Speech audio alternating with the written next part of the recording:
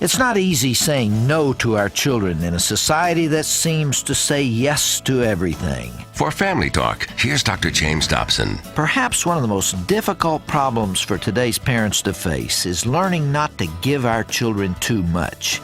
Toy companies are spending millions on advertising to children, not their parents. They know the child is the very best customer.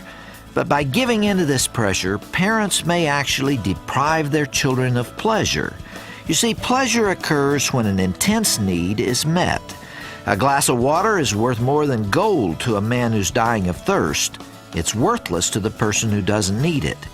The analogy should be obvious. If you never allow a child to want something, he never enjoys the pleasure of receiving it. If you give him a tricycle before he can walk, and a bike before he can ride, and a car before he can drive, and a diamond ring before he knows the value of money, you may actually have deprived him of satisfaction that possession might have given him in the later years. How unfortunate it is for a child never to have the opportunity to long for something, to dream about the prize by day and plot for it by night. He might even get desperate enough to work for it. You see, saying no at times might be a great character builder for your child. Hear more at myfamilytalk.com. myfamilytalk.com.